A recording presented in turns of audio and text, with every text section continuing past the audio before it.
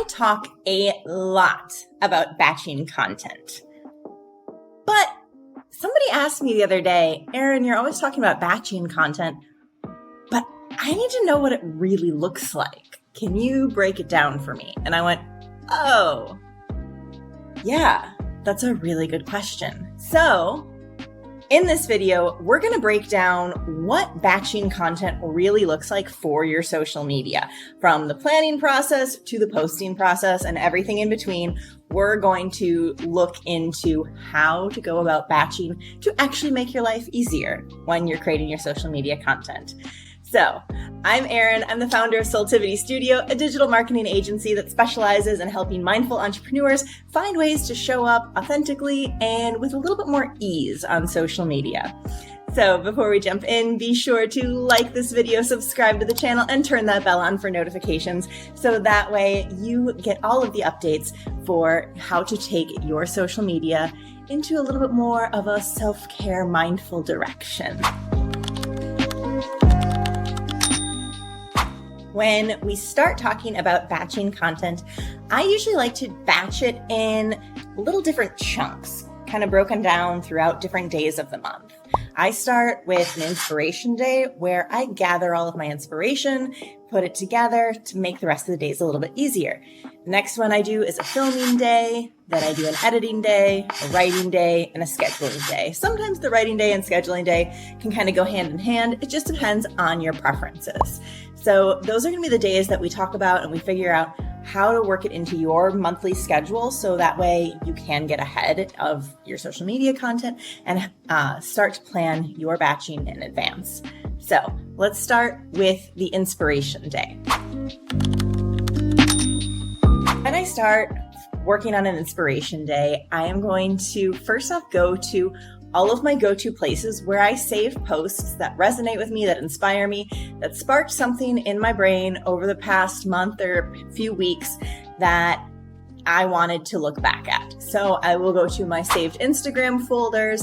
I will go to my notes app that I keep on my phone where all of my, inspired content ideas go to. For us personally at Soultivity Studio, we have a content ideas channel for the team to drop their ideas into for content. I will compile them into a spreadsheet.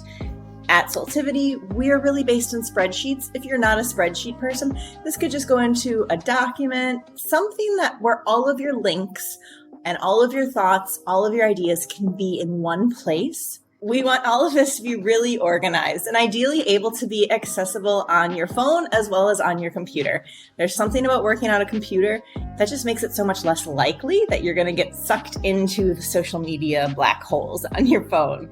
In this time when you're looking for inspiration, sometimes people will just get really caught up in it and they'll see it so clearly what they want to do with the post. And if that's the case, I would go ahead, I would put more details in it. Say, this is the idea, this is the movement that I'm going to be doing, and this is going to be the text that's on the screen. Other people don't really see that until maybe they've already filmed the video and now they're in the editing process. So find which way works for you. Honestly, it might be a little bit of both. From there, you can go ahead and really just map out what kind of content you need to film, if you need to get any props together, if you need to make sure you have a certain outfit ready to film in. This will help you in the planning stages for when you go to film, when you go to edit, and everything else after that. It can be really overwhelming if you're doing all of it at once. So I recommend just do one day, put the inspiration together, then next day, let's jump into filming. Next up, we have our filming day. Now, what does a filming day look like when you're trying to batch record all of your reels for the couple of weeks or the next month ahead? I would start by gathering all the things that I know I'm going to need. Ring lights, outfits, get my hair done, make myself look presentable. And then I'm going to go to the place where I have all of my inspiration for the month stored. That's going to be that spreadsheet. It's going to be a document. It's going to be my notes app. Whatever works for you is going to be where you're going to go. Start there and just start going through your list. Sometimes when I'm just not feeling it, I'll look for the easiest ones so that I can get a few wins in before I jump into the harder ones for me. But other days, it's just better to dive in head first, just go through the list, knock them out one by one. Again, in that setup process, make sure that if you need coffee cups, if you need to set up a certain setting or scene, doing that at the beginning can be a little bit easier, just so that way, once you're in that flow of recording, you don't have to stop, run around, look for certain things. It's already set up for you. When you are filming, I also recommend you want it to be polished, you want it to be intentional and articulate, but you also don't need to drive yourself crazy with filming, a retake. It can be a lot. We are also really critical of ourselves. Think about it. When you scroll your feed, how hypercritical are you of how well people's mouth matches when they're trying to do, a voiceover type of recording? You're going to be a lot harder on yourself than you are on anybody else. And that's going to be the same thing of anyone else looking at your reels. If it's 99% good and there was a little part that you messed up on, you don't need to keep recording it. No one's going to notice. So I try and stick to a 3-take rule for myself. And I encourage you to do the same. Find the best one out of those 3 takes and go with that. Also, the more you do this, the easier it's going to become, the better you're going to become at it. So just know that I'm starting here. This is where I am today. And everything that I do today and next month and the month after that is going to continue to make me better at recording videos.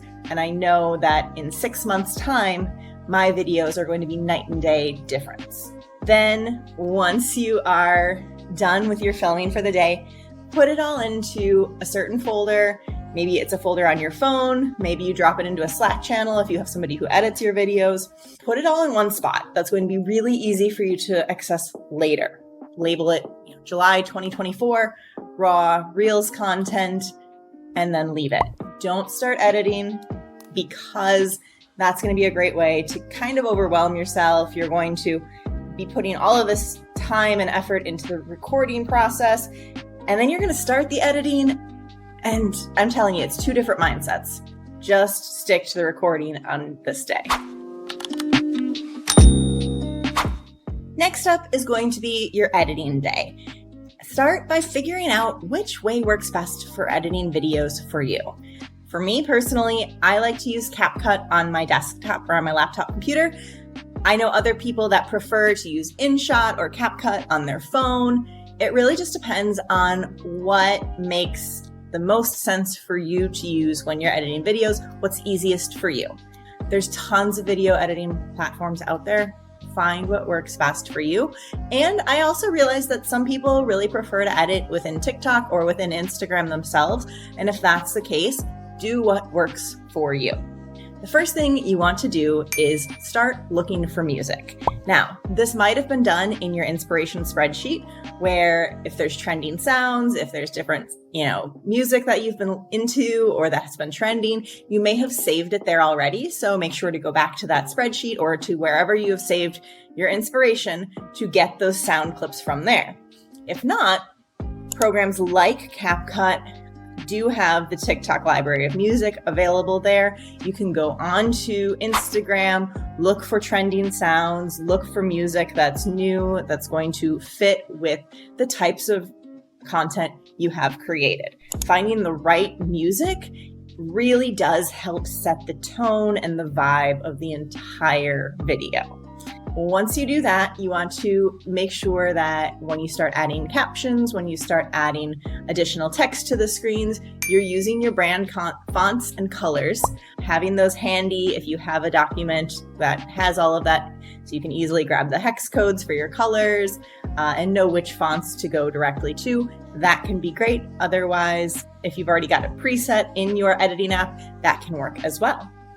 When you are editing, be sure to add captions to it. It not only increases the accessibility for people who are hearing impaired, but a lot of people also watch the videos without the sound on. So you're going to increase your viewership potentially by appealing to people who are listening to it with their sound off. They can still read what your video is saying. If it's appropriate, add B-roll. Add things to increase the interest while Yes, your face and your authority is great for a talking reel. Sometimes adding in additional little cuts can make it so much more entertaining for the viewer, and it's going to keep them watching your reel longer. If your editing software allows it, you want to make sure to clean up the audio. In the background of my sound right now, there's a dehumidifier, there's air conditioning, there's, dogs barking across the way from me. My video editor cleans all of that stuff up for me, and that is going to be something that you really want to do because audio is so important when people are listening to you. If they can't see you, but they can still hear you, they're still getting the message. If they can just see you clearly and you're moving your mouth, but they can't hear you, well, of course, they're not going to keep watching. Lastly, then, if you have the time, the space, the capacity, and the will to do this, try adding jump cuts or adding additional text on the screen. So adding in just more elements to increase the entertainment, excitement value to help people watch your reels, watch your videos for longer. Our attention spans are so short these days. The more you can add to a video to increase the excitement, the more likely people are to continue watching your reel. Next up is going to be your writing day. So once your videos are all set, they're good to go, you have them all in one spot, that you're going to be able to upload them to your scheduler or to have them in an easy to access place when you want to post them. You want to go back to your inspiration again, see if there's any notes that you wrote down that you wanted to make sure got covered in the video that you created. Now, sometimes we have so many ideas that go with the topic, and we're trying to convey this information in 60 seconds or less. And it's just really hard to say everything you want to say. So that's where the caption comes in. If you were only able to put 3 points into your video, but you want to now share 7 points that fully go with it, you can do that in the caption. People really don't read a ton of the captions that go along with reels.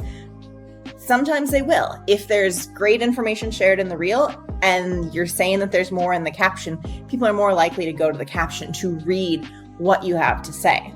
But not all the time. Sometimes people are just going to watch the reel. So having a quick, just little 1 or 2 lines there that pack a punch that go along with your main message can be just as good as a longer caption for reels.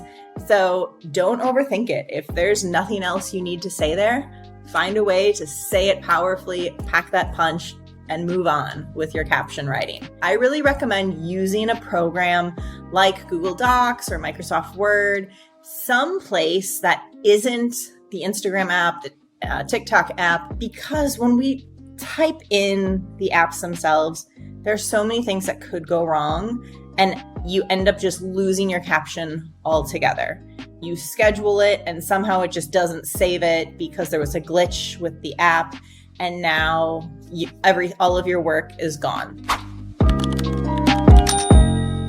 Now we've gotten to our final bulk content day, and that's going to be scheduling. I always recommend scheduling for any of your social media because try as hard as we might prioritize posting and things like that. When your alarm goes off and you're in the middle of 6 other things and you're supposed to post to your Instagram page or to your TikTok, at that moment, it's really easy to not do it right then and there because other things are going on, life's happening, and just forgetting to do it. Next thing you know, it's 9 o'clock at night and you go, oh no, I never posted today. Don't let that happen to you. There's easy ways to avoid it. There's all sorts of free schedulers out there. You can schedule them within the apps. I don't recommend that quite as highly as using a third-party scheduler, only because honestly, the apps are glitchier than most schedulers are. Personally, at our agency, we use Sched Social, but there's other great options out there that are free, like Metricool, Buffer, Later, Planoly. There's tons of schedulers out there, so just look for the one that works best for you. And then go ahead and just schedule it out however that calendar looks for you, whatever your frequency of posting is. If it's 2 times a week, 3 times a week, every other day, every day, schedule your content out so that way you don't have to worry about it getting posted. Some people like to do this at the same time as their writing day, honestly, that's not the worst idea ever either. It just really depends on what works for you and how you prefer to set your time up. So you could do all of this all at one time, especially if like you're using a program like Sked where your video is uploaded already to it. You go in there, you can add your captions in and not have to worry about anything else going forward. So just take time to schedule your posts. You've put so much work into them already. You want to make sure that they go out and they're as effective as they possibly can be. So make sure your posts get posted. So that is what bulk scheduling looks like to me. It can be different for other people. I'd love to hear if you have other bulk scheduling techniques. Be sure to drop that in the comments. And let's start a conversation about scheduling in bulk, creating content in bulk, how it looks for you, and any tips or techniques that you found really useful. Otherwise, I hope you have a wonderful day. I hope you found this video so useful, and I hope that you find something that works for you to make your social media presence showing up just a little bit easier. All right, have a great day, everyone.